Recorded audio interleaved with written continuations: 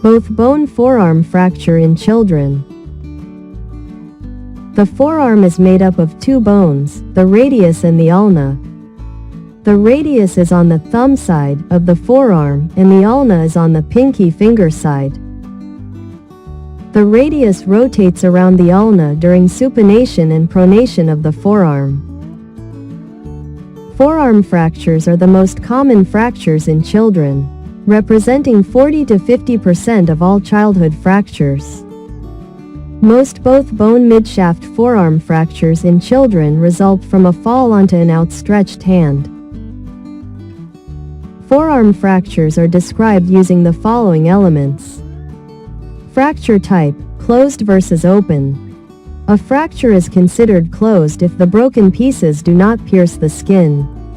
In an open fracture, the bone breaks in such a way that bone fragments stick out through the skin or a wound penetrates down to the bone. Bone involvement, single or both bone fracture. Location of the fracture. Near the wrist, at the distal end of the bone. In the middle of the forearm. Near the elbow, at the proximal end of the bone. In this video I will discuss midshaft both forearm bones fractures. There are several types of midshaft forearm fractures in children. Plastic deformations. If the bone is bent on radiograph but not fractured, it may be bowed. The arm will typically look excessively curved as well. Plastic deformity refers to increased bowing to the radius or ulna without an obvious fracture line due to multiple microfractures along the length of the deformity. Torus, buckle, fractures. Torus fractures are characterized by buckling of one or more cortices of the bone as a result of a compressive force.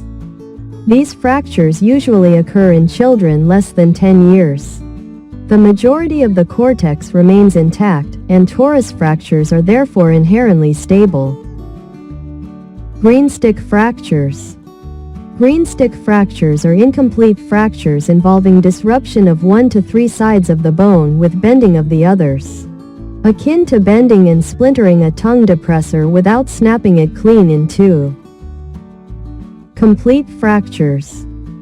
A complete fracture disrupts the entire cortex with resultant deformity and angulation.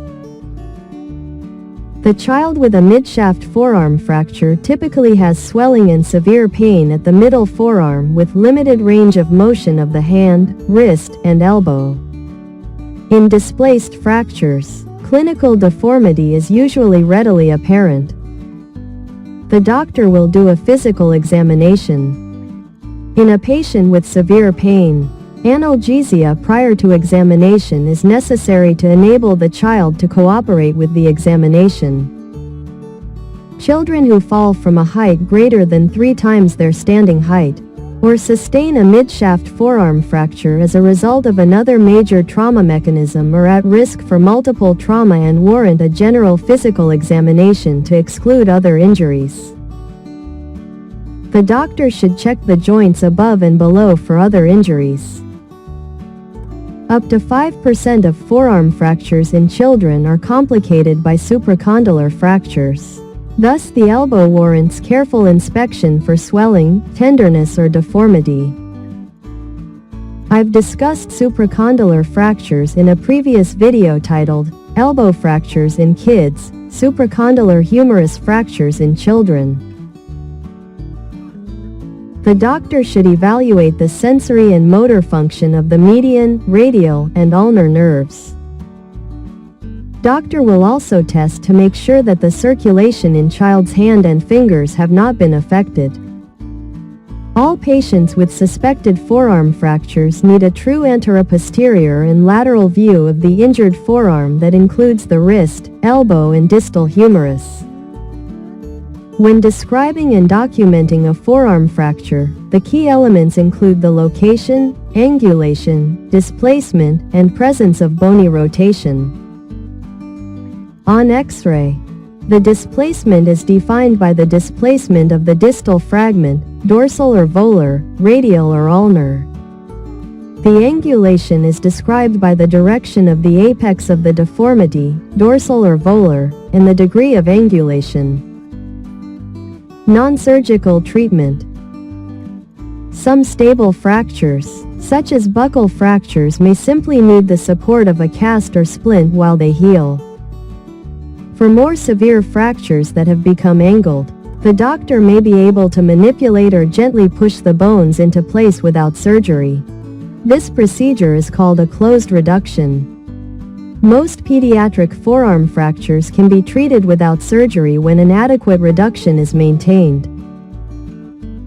Accepted criteria for satisfactory reduction of diaphyseal forearm fracture in patients is less than or equal to 10 years old include angulation less than 15 degrees, rotation less than 45 degrees. In those greater than 10 years old, angulation less than 10 degrees and rotation less than 30 degrees are acceptable.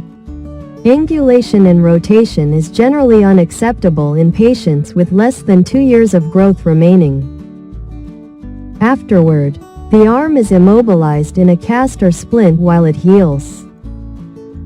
The cast should be in neutral position with respect to supination and pronation of the hand, and the elbow should be placed at 90 degrees.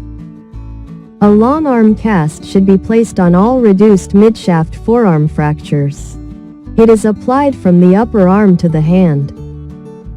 Neurovascular status should be checked before and after splinting.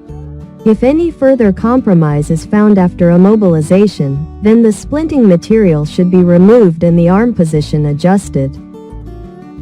The patient should be seen within 7 days to monitor for any loss of reduction. Up to 25% of forearm fractures displace during follow-up despite adequate initial closed reduction and casting and will require a repeat closed reduction or surgical intervention. If reduction is maintained, one further clinic visits at 5 to 6 weeks post-fracture for removal of the cast is all that remains. Parents should be informed that the radius and ulna will completely remodel as long as the angulation remains within acceptable limits and at least 2 years of growth remain, which as a general rule of thumb, occurs at 14 years of age for girls and 16 years of age for boys. In some cases, surgery is needed to align the pieces of bone and secure them in place. Surgical treatment is indicated for patients with open fracture, unacceptable residual deformity, unacceptable alignment following closed reduction, loss of reduction, refracture, and fractures in those nearing or at skeletal maturity. Surgical options for the treatment of pediatric diaphyseal forearm fractures include elastic intramedullary nailing and open reduction internal fixation with standard plating techniques. Children who have received operative care should be admitted for 24 to 48-hour observation of neurovascular status and soft tissue compartments. Once discharged, these patients are followed closely and may require weekly orthopedic evaluation with radiographs to determine the optimal timing for subsequent hardware removal. The prognosis for full healing and recovery of arm function following midshaft forearm fractures is very good with proper diagnosis and treatment.